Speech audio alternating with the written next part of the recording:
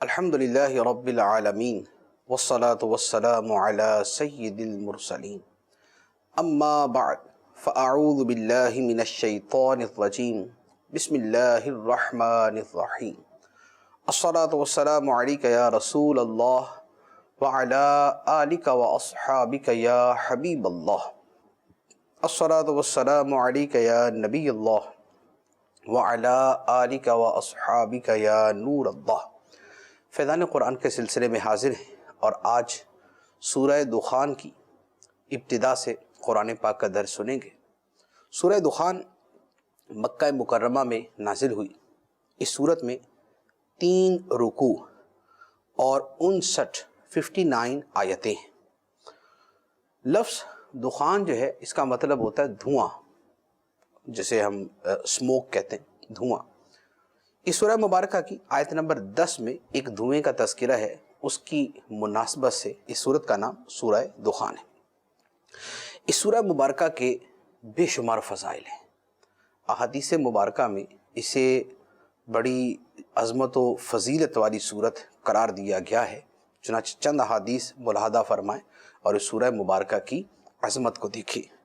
نبی کریم صلی اللہ علیہ وآلہ وسلم نے ارشاد فرمایا، حدیث مبارک ترمذی شریف کی ہے، فرمایا کہ جس نے رات کے وقت سورہ حامیم دخان کی تلاوت کی تو وہ اس حال میں صبح کرے گا کہ اس کے لیے 70,000 فرشتے استغفار کر رہے ہوں گے۔ رات کے وقت سورہ دخان کی تلاوت کریں تو صبح بندہ اس حال میں اٹھتا ہے کہ 70,000 فرشتے اس کے لیے استغفار کرتے ہیں، مغفرت کی دعا مانگتے ہیں۔ دوسری حدیث مبارک، یہ حدیث مبارک بھی ترمذی شریف میں ہے۔ نبی کریم صلی اللہ علیہ وآلہ وسلم نے ارشاد فرمایا، جس نے شب جمعہ یعنی جمعرات اور جمعے کی درمیانی شب، جس نے اس رات میں سورہ حامیم دخان پڑھی اسے بخش دیا جائے گا، اس کی بخشش ہو جائے گی۔ اسی طرح تیسری روایت ہے معجم کبیر کی، نبی پاک صلی اللہ علیہ وآلہ وسلم نے فرمایا کہ جس نے جمعہ کی رات یا جمعہ کے دن سورہ حامیم دخان پڑھی تو اللہ تعالیٰ اس کے لیے جنت میں گھر بنائے گا۔ یہ فضائل اس سورہ مبارکہ کے ہیں۔ بڑی عظمت والی سورت ہے، ہو سکے تو اپنے رات کے معمولات میں سورہ ملک اور سورہ دخان ان دونوں کی تلاوت کو شامل کر لیجئے، ورنہ کم از کم شب جمعہ اور روز جمعہ اس سورہ مبارکہ کی تلاوت کریں۔ ارشاد ہوتا ہے، بسم اللہ الرحمن الرحیم، حامیم والکتاب المبین انا انزلناہ فی لیلۃ مبارکۃ انا کنا منذرین۔ حامیم حروف مقطعات ہے جن کا ترجمہ نہیں ہوتا۔ اس روشن کتاب کی قسم، بے شک ہم نے اسے برکت والی رات میں اتارا، بے شک ہم ڈر سنانے والے ہیں۔ کتاب مبین قرآن، روشن کتاب قرآن، جس کے احکام واضح قرآن، حق و باطل میں تمیز کر دینے والی کتاب قرآن، اس قرآن کی قسم۔ فرمایا ہم نے اس کتاب کو برکت والی رات میں اتارا۔ برکت والی رات سے کیا مراد ہے؟ اس میں علماء کرام کی 2 رائے ہیں۔ اکثر مفسرین فرماتے ہیں کہ لیلۃ مبارکہ سے مراد لیلۃ القدر ہے، جو عموماً رمضان المبارک میں ہوتی ہے، جسے ہم شب قدر، لیلۃ القدر کہتے ہیں۔ تو یہاں پر بھی وہی شب قدر ہی مراد ہے، تو گویا لیلۃ القدر بھی نام ہوا اور لیلہ مبارکہ بھی اس کا نام ہوا۔ اور اس کی تائید جو ہے وہ دیگر دلائل سے بھی ہوتی ہے، لیکن علماء کا ایک گروہ یہ ارشاد فرماتا ہے کہ اس سے مراد شب براءت ہے، یعنی شعبان کی 15ویں رات، جو شب براءت ہم مناتے ہیں، قبرستان میں لوگ جاتے ہیں اور ساری رات مسجدوں میں نمازیں، ذکر، تلاوت، دعا، بیان، نعت اور ان چیزوں میں مشغول رہتے ہیں، تو وہ شب براءت اس سے مراد ہے۔ تو چونکہ علماء کا ایک گروہ یہ رائے رکھتا ہے تو اس سے وہ تفسیر بھی بالکل غیر معتمد نہیں ہے۔ اور وہ جو شب براعت ہے اس کی اپنی فضیلت ہے. اس کی فضیلت کے بارے میں نبی کریم صلی اللہ علیہ وآلہ وسلم نے ارشاد فرمایا کہ میرے پاس جبرائیل آئے اور کہا یہ شعبان کی 15ویں رات ہے. اس رات میں اللہ تعالی جہنم سے اتنے لوگوں کو آزاد فرماتا ہے جتنے بنی کلب کی بکریوں کے بال ہیں. بنی کلب کی بکریوں کے بال. یہ وہ قبیلہ تھا جو عرب میں بکریاں پالنے کے حوالے سے مشہور تھا. تو اب ان کی ہزاروں لاکھوں کی تعداد میں بکریاں، اور ان بکریوں کے بال کتنے ہوں گے آپ اندازہ لگا لیں. اور اس رات میں شب براعت میں اللہ تعالیٰ اتنے لوگوں کی بخشش فرما دیتا ہے. تو بڑی برکت والی رات ہے. لیکن کچھ لوگ ایسے ہیں جن کی اس رات میں بھی بخشش نہیں ہوتی. اب وہ کون ہیں؟ اس کو جو ہے بڑی توجہ سے سننے کی حاجت ہے کہ کہیں ہم ان میں نہ ہوں. فرمایا کہ نمبر 1 کافر، یہ تو الحمدللہ ہم اس سے پاک ہیں، ہم نہیں. دوسرا فرمایا دشمنی رکھنے والے. تیسرا رشتہ توڑنے والے. اور چوتھا تکبر کی وجہ سے کپڑا لٹکانے والے. اور پانچواں والدین کی نافرمانی کرنے والے. اور چھٹا شراب کے عادی. ان کی طرف اللہ تعالی نظر رحمت نہیں فرماتا. تو کفر سے تو الحمدللہ ہم محفوظ ہیں اور اس کا علم حاصل کر کے مزید بھی اس سے بچنا چاہیے. لیکن جو بقیہ چیزیں ہیں، آپس میں کینہ رکھنا، دشمنی رکھنا، تو اب غور کر لیں کہ یہ ہمارے ہاں پائی جاتی ہے یا نہیں پائی جاتی. آپس کی دشمنیاں وہ کبھی سیاسی بنیادوں پر، تو کبھی خاندانی بنیادوں پر، کبھی کاروباری بنیادوں پر دشمنی. تو یہ جو دشمنیاں رکھنے والے ہیں ان کی بخشش نہیں ہوتی. اسی طرح جو رشتہ توڑنے والے ہیں، کوئی خالہ سے رشتہ توڑ کے بیٹھا، کوئی پھوپھی سے رشتہ توڑ کے بیٹھا، کوئی بہن بھائیوں میں جدائیاں ہوئی پڑی ہیں، 2 بھائیوں میں جدائیاں ہیں، کوئی ماں باپ سے ناراض ہو کے بیٹھا ہوا، ماں باپ نے اولاد کو نکالا ہوا اور ان سے ناراض بیٹھے. تو یہ جو رشتہ توڑنے والے ہیں یہ بھی بڑا سنگین معاملہ ہے. ان کی بھی اس رات میں بخشش نہیں ہوتی. اسی طرح تکبر سے کپڑا لٹکانے والا، پائنچے جو ہے وہ ٹخنوں سے نیچے کرنا، یہ بھی اس میں شامل ہے. تو تکبر کے طور پہ آدمی اس طرح اکڑ اکڑ کے پھرے اور کپڑے جو ہیں اس کے ٹخنوں سے نیچے ہوں، تو یہ بھی اسی میں شامل ہے. والدین کے نافرمان، یہ بھی اسی میں شامل ہے. اور شراب کے عادی، عادت ہے شراب پینا، تو ان کی بھی بخشش نہیں ہوتی. اور افسوس یہ ہے کہ یہ سارے گناہ ہمارے معاشرے میں عام ہیں. آپس کی دشمنیاں تو کبھی دین پڑھا ہی نہیں کہ پتہ چلتا کہ اللہ تعالیٰ نے فرمایا کہ صلح بہتر ہے. اللہ تعالیٰ نے فرمایا کہ مسلمانوں بھائیوں میں لڑائی ہو جائے تو صلح کروا.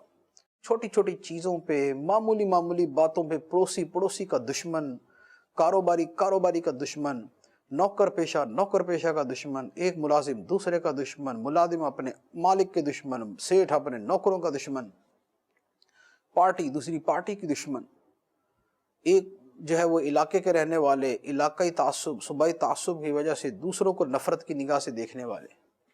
کتنا عام ہے یہ گناہ ہمارے اندر. اسی طرح اور جو چیزیں ہیں، رشتے توڑنا، تو رشتے توڑنا کیا کم ہے؟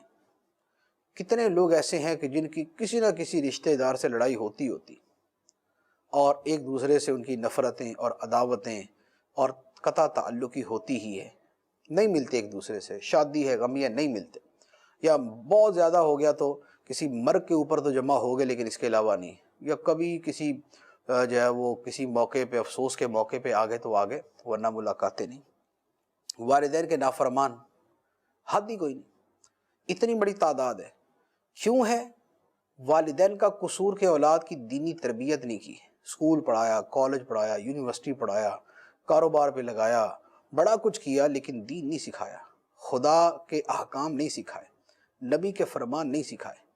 تو جب ان کو دین سکھایا ہی نہیں ہے، جس دین نے سکھانا تھا کہ ماں باپ کا حق کیا ہے، اور یہ فرمانا تھا کہ والدین کے نافرمان کی شب برات میں بخشش نہیں ہوتی، جب وہ دین پڑھایا سکھایا ہی نہیں ہے تو اولاد کہاں سے ماں باپ کی فرما بردار ہوگی؟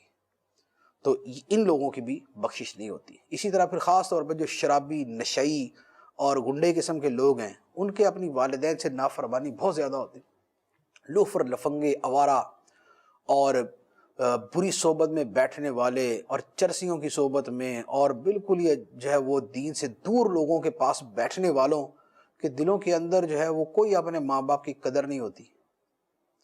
تو جب ایسی صحبت میں جانے سے روکا نہیں تو ماں باپ کے نافرمانی بنے گئے، لیکن بہرحال وجہ سے بنے یا بے وجہ بنے، بہر صورت ان کی بخشش نہیں ہے۔ مشیت الہی کے مطابق آگے اللہ تعالیٰ جو ہے وہ جیسا چاہے۔ اسی طرح شراب کے عادی، ان کی بھی شب برات میں بخشش نہیں ہوتی۔ آج تو شراب کے گیت گانے والے اور شراب کے فضائل بیان کرنے والے بھی اخباروں میں موجود ہیں، جو مشروب مغرب اور جو ہے وہ بنت عنب اور بنت انگور کے نام سے جو ہے وہ باتیں کرتے ہیں۔ تو آج تو شراب کی پروموشن کرنے والے موجود ہیں، بلکہ ایسا ہوتا ہے کہ کسی جگہ شراب پہ پابندی ہوتی ہے تو ایک مسلمانوں کا گروہ اٹھ کے اس کے خلاف جو ہے وہ واویلا مچا رہا ہوتا ہے کہ شراب پہ پابندی کیوں لگا دی۔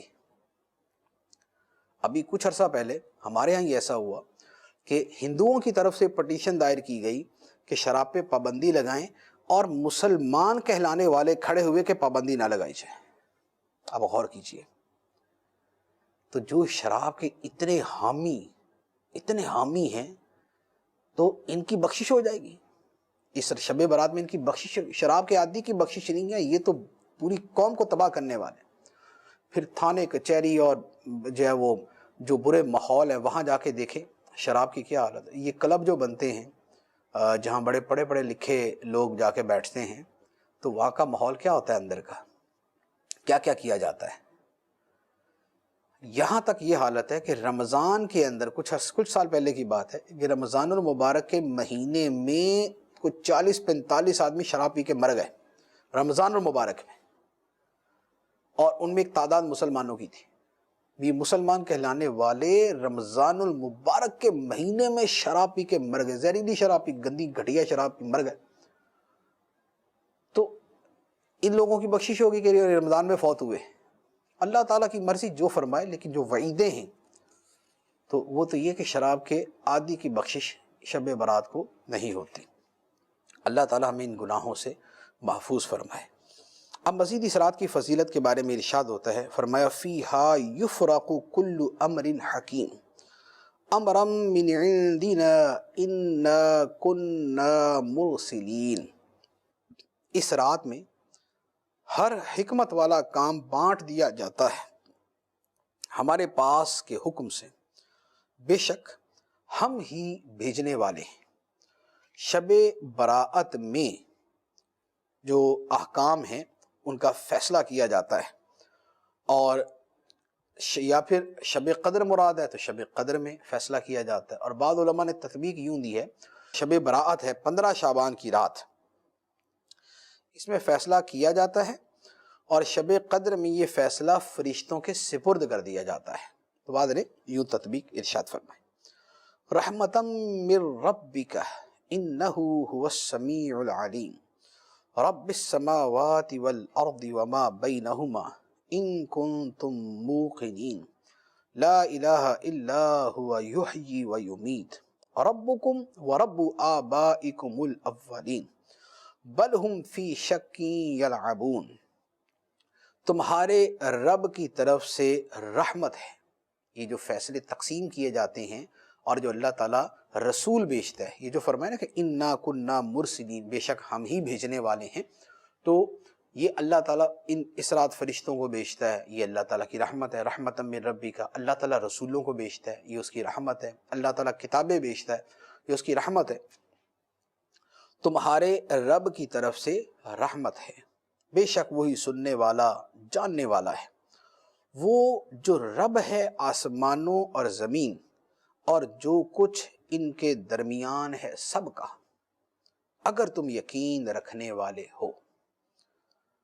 اس کے سوا کوئی معبود نہیں، وہ زندگی دیتا ہے اور موت دیتا ہے، وہ تمہارا رب اور تمہارے اگلے باپ دادا کا رب ہے، وہ تمہارا رب اور تمہارے اگلے باپ دادا کا رب ہے۔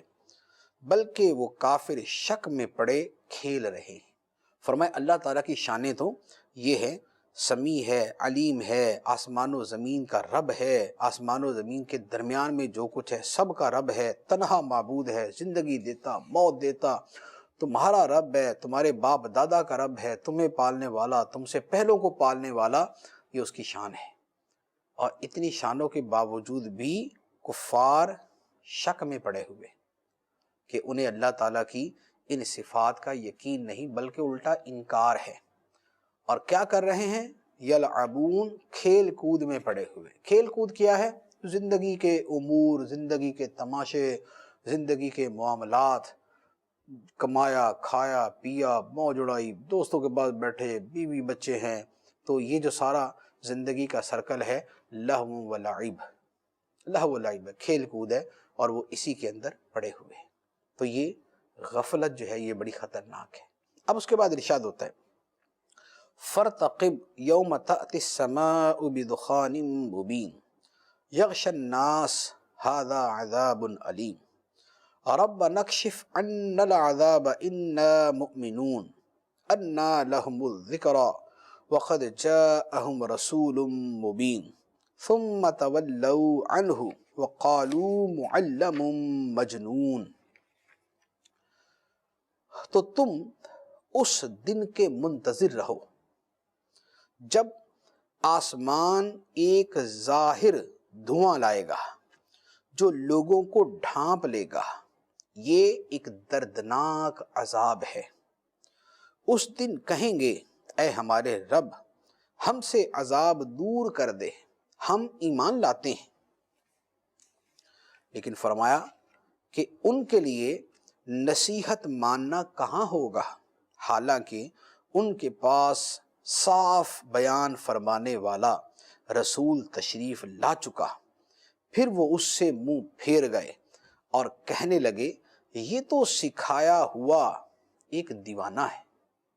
یہ ان کفار کا طرز عمل۔ یہاں جو فرمایا گیا وہ یہ فرمایا کہ اے نبی علیہ الصلاۃ والسلام آپ اس دن کا انتظار کریں جس دن آسمان ایک بڑا واضح دھواں لائے گا۔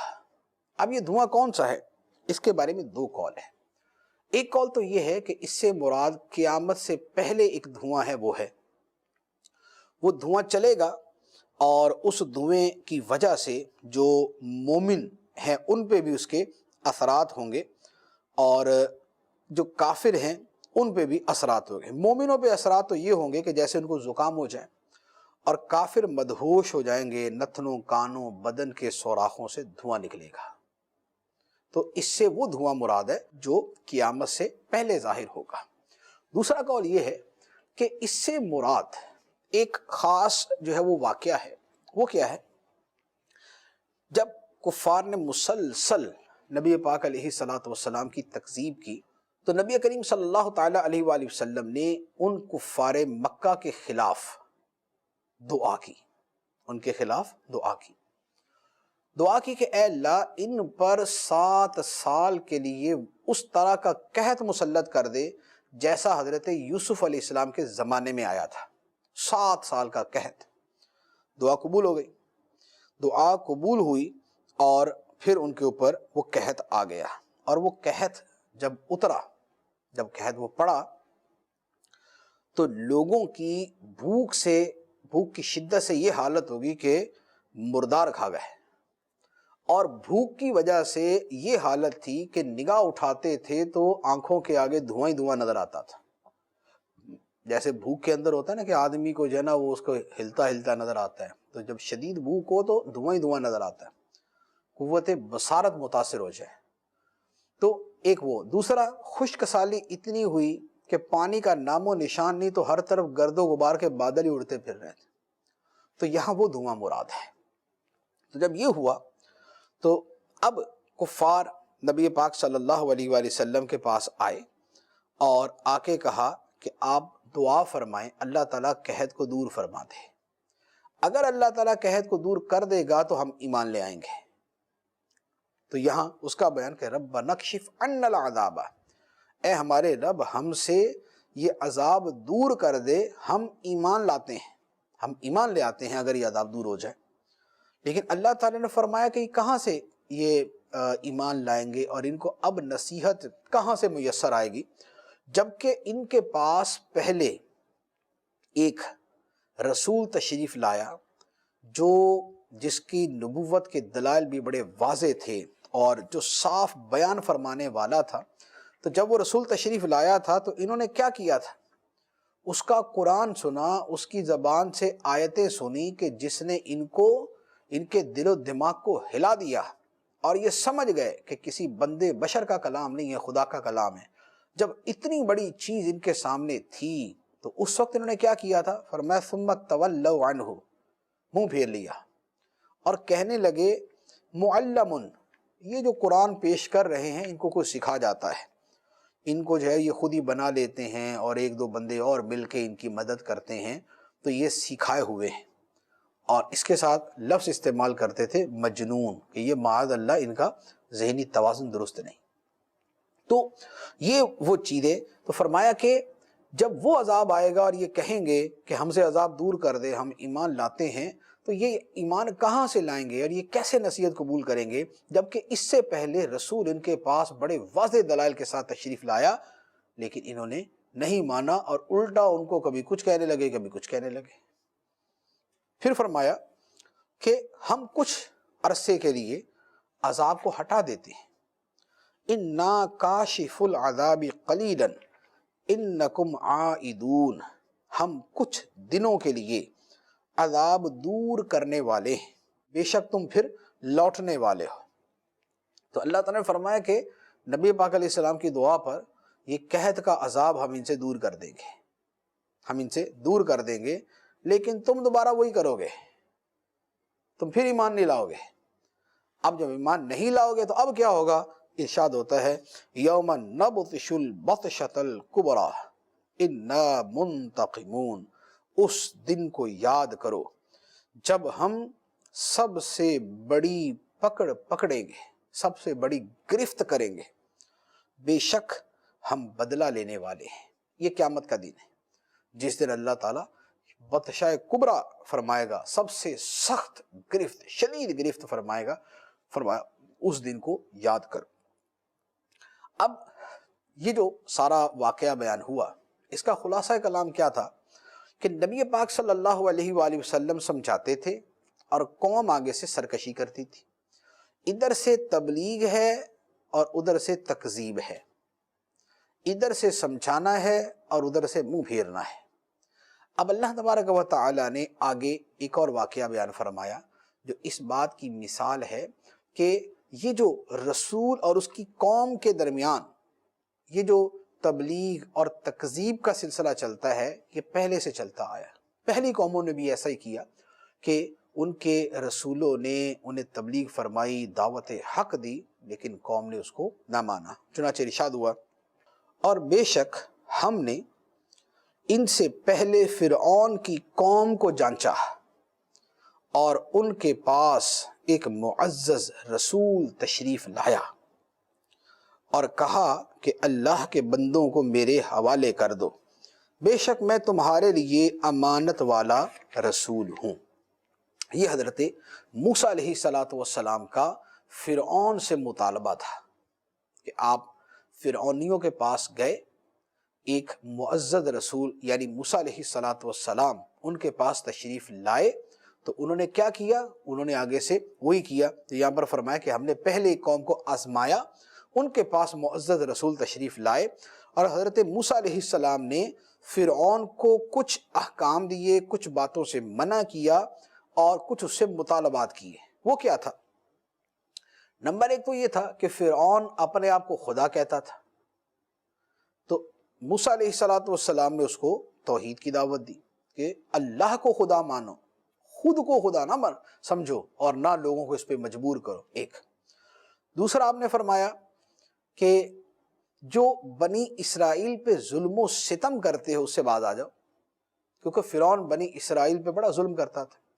پہلے تو یہ کہ ان کے بچے مارے، جو مذکر بچے تھے ان کو مارا اور بچیوں کو زندہ چھوڑ دیا۔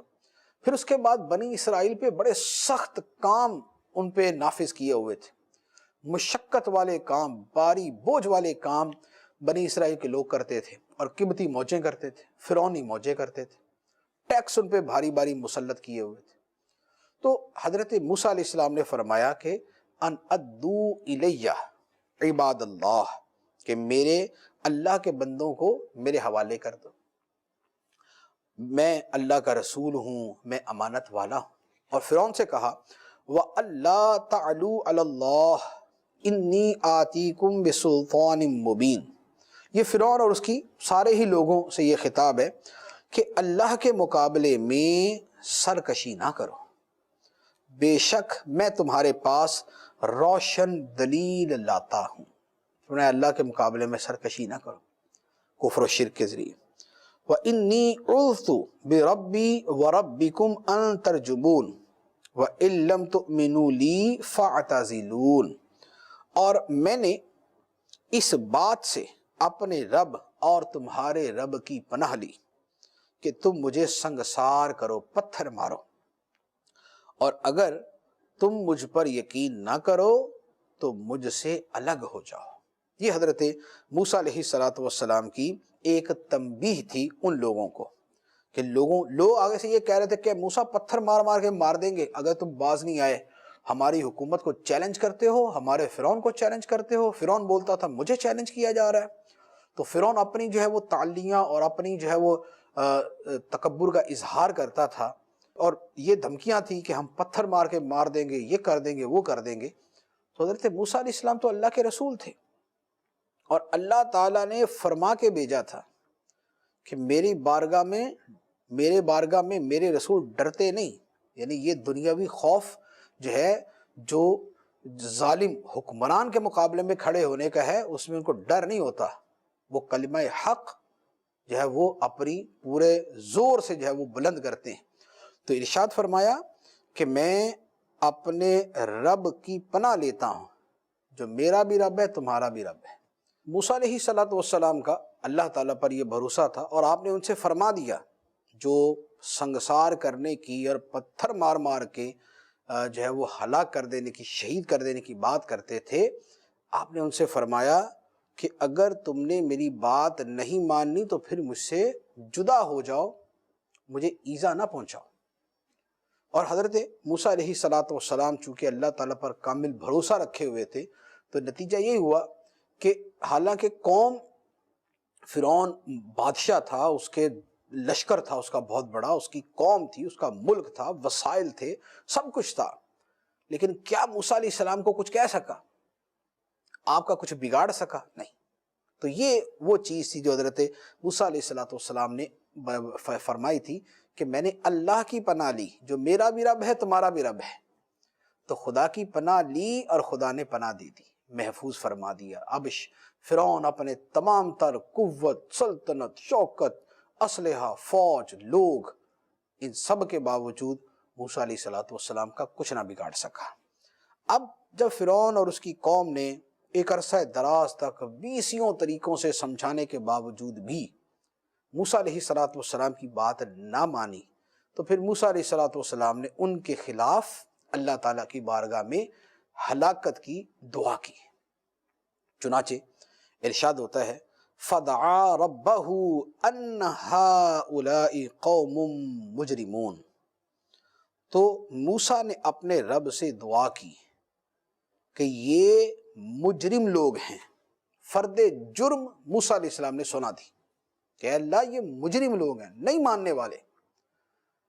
تو اللہ تعالیٰ نے اس دعا کو قبول کیا کہ اب ان کو ہلاک کرنا ہے، لیکن چونکہ وہیں پر بنی اسرائیل بھی بستے تھے، لاکھوں کی تعداد میں بنی اسرائیل بھی وہاں پر تھے، تو اللہ تعالیٰ نے فرمایا کہ پہلے بنی اسرائیل کو لے کے علاقے سے نکلو، پھر دیکھنا خدا کا عذاب کیسے آتا ہے۔ تو فرمایا کہ فَأَسْرِ بِعِبَادِي لَيْلًا إِنَّكُمْ مُتَّبَعُونَ، تو ہم نے فرمایا کہ میرے بندوں کو راتوں رات لے کر نکل جاؤ، ضرور تمہارا پیچھا کیا جائے گا۔ موسیٰ علیہ السلام سے اللہ تعالیٰ نے فرمایا کہ بنی اسرائیل کو لو اور ان کو لے کے قوم سے نکلو، اس مصر سے باہر نکلے، اور تمہارا پیچھا کیا جائے گا۔ یہ بھی فرما دیا کہ اے موسیٰ تمہارا پیچھا کیا جائے گا۔ تو یہ اللہ تعالیٰ نے پہلے فرما دیا تاکہ گھبراہٹ نہ ہو۔ تو یہی ہوا کہ جب پھر وہ پیچھا کیا گیا، لشکر پیچھے آیا، فرعون بھی پیچھے آ گیا، تو موسیٰ علیہ السلام نہیں گھبرائے. قوم نے تو جو ہے وہ آہوزاری کرنا شروع کر دی کہ ہائے پکڑے گئے، پیچھے سے فرعون آ گیا. قرآن پاک میں کئی جگہ اس کا وہ مذکور ہے، لیکن موسیٰ علیہ السلام نے یہ فرمایا کہ میرا رب میرے ساتھ ہے، اللہ میرے ساتھ ہے. اب اللہ تعالیٰ نے مزید اللہ تعالیٰ نے فرمایا وَاتْرُكِ الْبَحْرَ رَهْوَةً إِنَّهُمْ جُنْدٌ مُغْرَقُونَ، اور دریا کو جگہ جگہ سے کھلا ہوا چھوڑ دو، بے شک وہ لشکر غرق کر دیا جائے گا. موسیٰ علیہ السلام کو فرمایا کہ آپ تو نکلیں، آپ دریا سے پار ہو جائیں گے. اور دریا پہ آپ نے عصا مارا، وہاں پر راستے بن گئے، 12 راستے بن گئے، قوم یوں کر کے پار ہو گئی. اب وہ جگہ جگہ راستہ بنا ہوا، دریا کے اندر راستہ بنا ہوا، تو یہ تو گزر گئے، لیکن فرعونی فرمایا غرق کیے جائیں گے. چنانچہ جب فرعونی درمیان میں پہنچے دریا کے تو وہ سارے راستے مل گئے، سارے راستے ملے اور وہ اس میں غرق ہو گئے. اب اللہ تعالیٰ ان کا عبرت ناک انجام بیان فرماتا ہے. فرمایا کم ترکو من جنات وعیون وزروع ومقام کریم ونعمت کانوا فیہا فاکہین کذالک واورثناہا قوما آخرین. وہ کتنے باغ اور چشمے چھوڑ گئے، وہ کتنے باغ اور چشمے چھوڑ گئے، اور کھیت اور عمدہ مکانات اور نعمتیں جن میں وہ عیش کرنے والے تھے، ہم نے یوں ہی کیا اور ان چیزوں کا دوسری قوم کو وارث بنا دیا. یہ تھے فرعون کہ باغات تھے ان کے پاس، چشمے بہتے تھے، کھیتیاں تھی، کھیت تھے، عمدہ مکانات تھے، نعمتیں تھی، فارغ البال تھے، موجیں کر رہے تھے، عیش کی زندگی تھی. سب ختم ہو گئی جب خدا کا عذاب ان پہ آیا. ان کے گناہوں کی وجہ سے جب خدا کا عذاب ان پہ آیا تو وہ سب ختم ہو گئے. یہ صرف پیچھے باغ رہ گئے، پیچھے مکان رہ گئے، پیچھے چشمے رہ گئے. اور ان سب کا کیا ہوا؟ اللہ تعالیٰ نے ان ساری چیزوں کا وارث بنی اسرائیل کو بنا دیا. چنانچہ بنی اسرائیل جب لوٹ کر مصر آئے تو مصر کے باغ، چشمے، مکانات، نعمتیں، کھیت کھلیان، یہ سب کے سب بنی اسرائیل کو مل گئے. اب اللہ تعالیٰ فرعونیوں کی ہلاکت کے اوپر ایک اور بات ارشاد فرماتا ہے. فرمایا فما بکت علیہم السماء والارض وما کانوا منظرین، تو ان پر آسمان اور زمین نہ روئے اور انہیں مہلت نہ دی گئی. فرعونیوں کے غرق پر نہ آسمان رویا نہ زمین رویا. تو اس سے پتہ چلا کہ کسی کے مرنے پر آسمان و زمین بھی روتے ہیں. چنانچہ یہ روایتوں کے اندر موجود ہے، نبی کریم صلی اللہ علیہ وآلہ وسلم نے ارشاد فرمایا، اور ترمذی شریف کی یہ حدیث مبارک ہے. سرکار فرماتے ہیں کہ ہر مومن کے لیے 2 دروازے ہیں، آسمان میں 2 دروازے، ایک سے اعمال اوپر چڑھتے ہیں اور دوسرے سے اس کا رزق اترتا ہے. جب بندہ مرتا ہے تو دونوں اس پہ روتے ہیں، دونوں اس پہ روتے ہیں. اور اللہ تعالیٰ کے اس فرمان فما بکت علیہم السماء والارض وما کانوا منظرین میں یہی مذکور ہے. اور بھی مفسرین نے فرمایا، حضرت امام مجاہد کا ایک بڑا خوبصورت فرمان ہے. ان سے پوچھا گیا کہ مومن کی موت پر کیا آسمان و زمین روتے ہیں؟ مومن کی موت پر کیا آسمان و زمین روتے ہیں؟ تو آپ نے فرمایا کہ زمین اس بندے پر کیوں نہ روئے، زمین اس بندے پر کیوں نہ روئے جو زمین کو اپنے رکوع سجدے سے آباد رکھتا تھا، اور آسمان اس بندے پر کیوں نہ روئے کہ جس کی تسبیح و تکبیر آسمان میں پہنچتی تھی. سبحان اللہ، سبحان اللہ. عرش پہ دھومیں مچیں وہ مومن صالح ملا، فرش پہ ماتم اٹھا وہ طیب و طاہر گیا. اعلیٰ حضرت رحمۃ اللہ علیہ نے یہ فرمایا کہ اللہ تعالیٰ ہر سنی مسلمان کو جو ہے یہ سعادت عطا فرمائے کہ عرش پہ دھومیں مچیں وہ مومن صالح ملا، فرش پہ ماتم اٹھا وہ طیب و طاہر گیا. تو یہ آپ مومن کے فوت ہونے پر، دنیا سے جانے پہ آسمان و زمین روتے ہیں، لیکن فرمایا کہ فرعونیوں کے اوپر کوئی نہ رویا. فرعونی غرق ہوئے، نہ آسمان رویا نہ زمین روئی۔ اب اس کے بعد بنی اسرائیل پر اللہ تعالیٰ کے جو احسانات ہیں اب ان کا بیان ہوتا ہے۔ ارشاد فرمایا وَلَقَدْ نَجَّيْنَا بَنِي إِسْرَائِيلَ مِنَ الْعَذَابِ الْمُهِينِ مِنْ فِرْعَوْنَ إِنَّهُ كَانَ عَالِيًا مِنَ الْمُسْرِفِينَ، اور بے شک ہم نے بنی اسرائیل کو رسوا کن عذاب سے نجات بخشی، فرعون سے، بے شک وہ متکبر حد سے بڑھنے والوں میں سے تھا۔ بنی اسرائیل کو نجات بخشی عذاب مہین سے، رسوا کن عذاب سے، اور وہ رسوا کن عذاب کیا ہے؟ وہ خود فرعون ہے، کہ اس کا وجود ہی تو یہ ساری شرع انگیزیوں کا اور ساری سزاؤں کا اور ساری جو ہے وہ ذلتوں کا منبع تھا جو اس نے دوسروں پر مسلط کی ہوئی تھی۔ تو فرمایا کہ ہم نے فرعون سے نجات عطا فرمائی۔ تو اسی پہ بعض لوگوں کے بارے میں کہا جاتا ہے نا کہ یار یہ تو بندہ خدا کا عذاب ہے، کہ یہ جن پہ مسلط ہوتا ہے وہ بیچارے مظلوم، مقہور، مجبور اور معاشرے کے اندر محروم لوگ ہوتے ہیں۔ تو فرعون جو ہے وہ رسوا کن عذاب تھا خدا کا، کہ جو جن کی وجہ سے رسوائی بنی اسرائیل کو ملتی تھی۔ تو فرمایا کہ فرعون کیا تھا؟ متکبر تھا اور حد سے بڑھنے والوں میں سے تھا۔ اب بنی اسرائیل کو جو اللہ تعالیٰ نے فضیلت عطا فرمائی اس کا بیان ہے۔ فرمایا وَلَقَدِ اخْتَرْنَاهُمْ عَلَىٰ عِلْمٍ عَلَى الْعَالَمِينَ وَآتَيْنَاهُمْ مِنَ الْآيَاتِ مَا فِيهِ بَلَاءٌ مُبِينٌ، اور بے شک ہم نے انہیں جانتے ہوئے اس زمانے والوں پر چن لیا، اور ہم نے انہیں وہ نشانیاں عطا فرمائیں جن میں واضح انعام تھا۔ بنی اسرائیل کو اس زمانے کی ساری قوموں پر اللہ تعالیٰ نے فضیلت عطا فرمائی۔ سبحان اللہ، یہ چھوٹی فضیلت کہ اپنے وقت کی دنیا کی ساری قوموں سے افضل بنا دیا بنی اسرائیل کو۔ اور لیکن یہاں یہ بھی یاد رہے کہ یہ اس زمانے کی بات ہے جب نبی پاک صلی اللہ علیہ وسلم تشریف لائے تو جو حضور کی امت ہے وہ ساری امتوں سے افضل ہو گئی، جو اللہ تعالیٰ نے فرمایا کنتم خیر امت، اے امت محمدیہ تم بہترین امت ہو۔ تو اب ہماری امت سب سے افضل ہے، اللہ کرے کہ کام بھی ہم سب سے افضل والے کرنا شروع ہو جائیں۔ اور پھر مزید بنی اسرائیل کا فرمایا کہ ہم نے بنی اسرائیل پر مزید ہم نے یہ احسانات کیے کہ انہیں وہ روشن نشانیاں عطا فرمائیں جن میں اللہ کا واضح انعام تھا، پتہ چلتا تھا کہ یار یہ تو خدا کا بہت بڑا انعام ہے۔ کیا؟ دریا میں خشک راستے بنا دیے، واضح طور پہ پتہ چلتا ہے یار خدا کا اتنا بڑا کرم۔ بادلوں کو سائبان بنا دیا، میدان تیہ میں تھے، دھوپ تھی، اللہ تعالیٰ نے سایہ کے لیے جب وہ بادل بھیج دیے، من و سلوہ ان پر اتارا، بیٹھے بیٹھائے کھانے کو ملتا تھا، پینے کو ملتا تھا۔